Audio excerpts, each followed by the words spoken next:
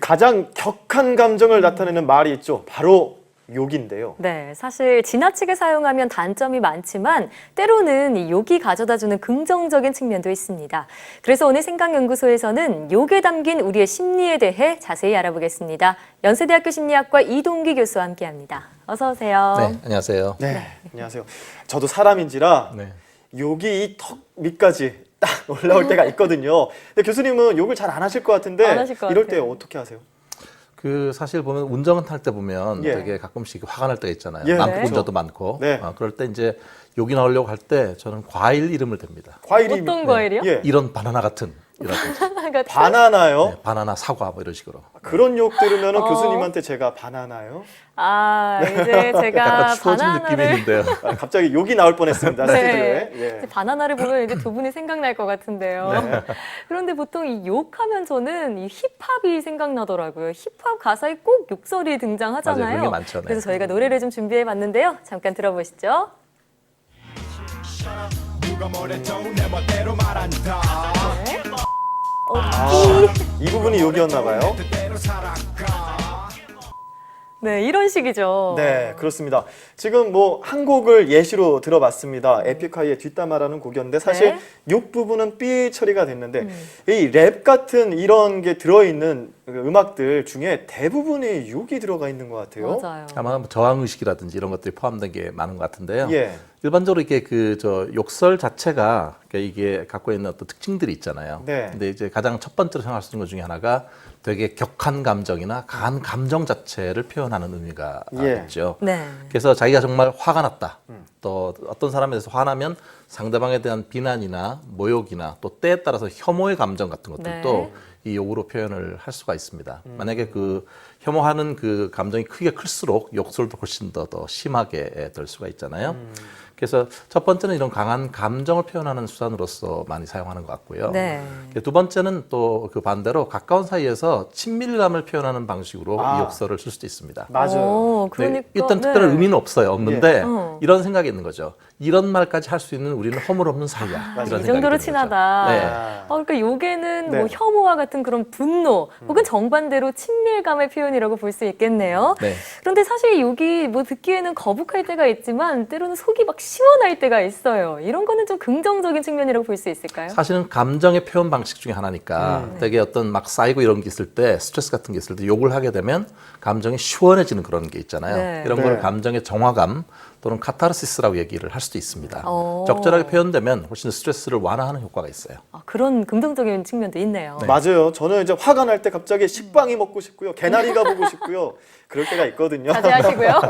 그런데 욕은 그냥 이 언어라고 표현하기에는 좀 그렇고 이제 감정적인 것을 이렇게 나타낸다라고 표현이 듭니다. 네. 이 보통의 언어와 욕은 어떤 차이가 있을까요? 일반 언어하고 욕에 대해서 사실 그 사용할 때 뇌에서 활성화되는 부위가 다르다고 합니다. 그러니까 일반적인 언어라고 하면 보다 합리적인 그런 얘기들을 많이 하잖아요. 네. 이럴 경우는 소위 상위뇌라고 하는데요. 대뇌 피질 같은 경우가 관장을 한다고 하고요. 오. 반대로 이제 그 욕설이라든지 이런 것들은 감정 또는 이제 자율신경계하고도 관련이 있거든요. 네. 예. 이런 경우에는 하위뇌라고 불리는 변연계라고 하는 부위에서 이게 활성화가 된다고 하는데요. 변연계요? 네. 실제로 미국 뉴욕대에 있는 다이애나 시드티스 박사팀이 실험을 했는데요. 어떤 걸 했냐면 그 fMRI라고 하는 일종의 그 핵 자기 공명 단층 촬영을 해요. 뇌를 이렇게 네. 촬영을 하는데 예. 욕을 들은 사람들의 뇌를 찍어 보니까요. 욕을 딱 들었잖아요. 그러면 그때 그 피험자들의 이 편도체 부근에서 변연계 일부거든요. 네. 거기서 이 뇌가 부풀어 오르거나 활성화가 되는 그런 그게 나타난대요. 예. 그래서 이 사람들이 네. 실험을 또 했는데 그 원숭이 대상으로 그 변연계에 있는 부분을 전기 자극으로 이렇게 자극을 시켰어요. 네. 예. 그랬더니 원숭이가 갑자기 소리 지르기 시작하고 분노를 표출하는 뭔가 건가요? 욕을 하는 것과 비슷한 행동을 했다고 합니다. 아니 욕은 관장하는 이 뇌의 부위도 다르다고 하니까 너무 신기한데요. 네. 그런데 주로 욕을 보면요, 좀 성적인 표현 혹은 부모를 대상으로 한 그런 욕설도 꽤 많더라고요. 어떤 이유가 있을까요? 이게 이제 사실은 보면 특히 이제 부모, 그중에서 특히 어머니와의 일종의 근친상간 뭐 이런 것들을 시사하는 그런 그 욕들이 문화에 상관없이 상대적으로 좀 많이 있는 것 같아요. 그래요. 근데 이런 경우는 이제 이게 상대방의 어머니와 상대방의 근친상간 이런 것들을 시사하게 되면 예. 가장 심한 모욕감을 줄 수가 있는 맞습니다. 거거든요. 네.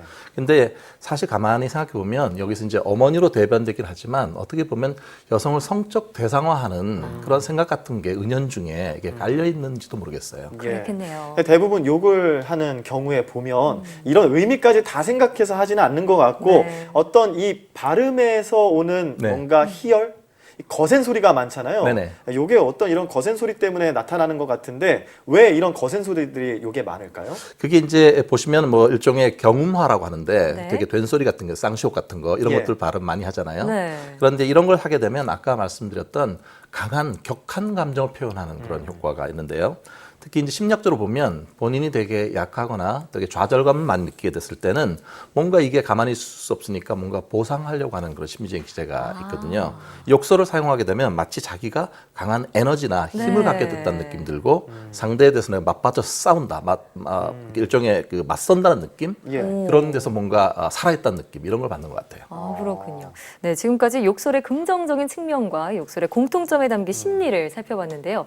그러면 지나친 욕설의 폐해는 어떤 것들이 있을까요? 습관화가 되는 게 가장 큰 문제죠.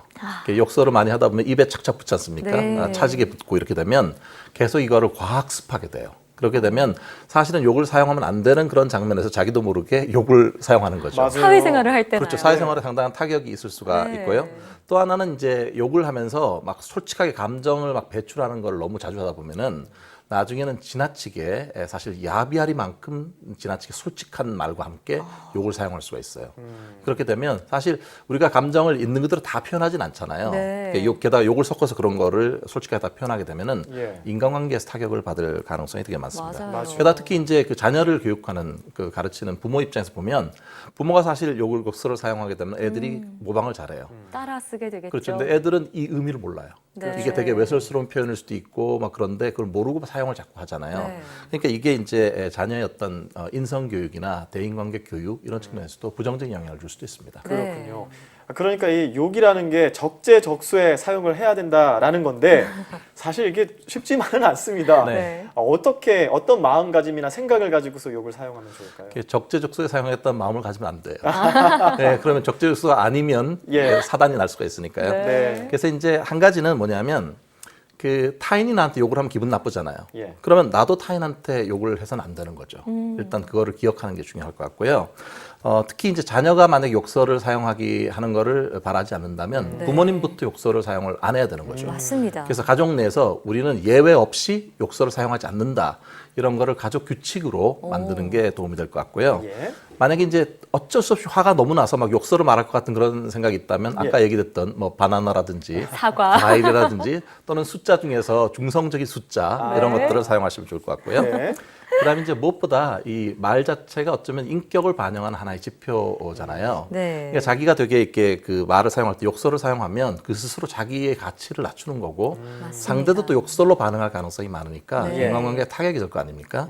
그러니까 오늘 하루만이라도 사실은 내가 대인관계에서 어떤 말을 주로 사용하는지 그게 어떤 말로 돌아오는지 이런 걸 생각해 보면 좋을 것 같아요. 네, 이 사이다 같은 욕 때로는 내 그 순간의 스트레스를 좀 날려줄 수는 있겠지만요. 네. 지나치게 사용하면 결국 나를 욕되게 한다는 점 꼭 기억하셔야겠습니다.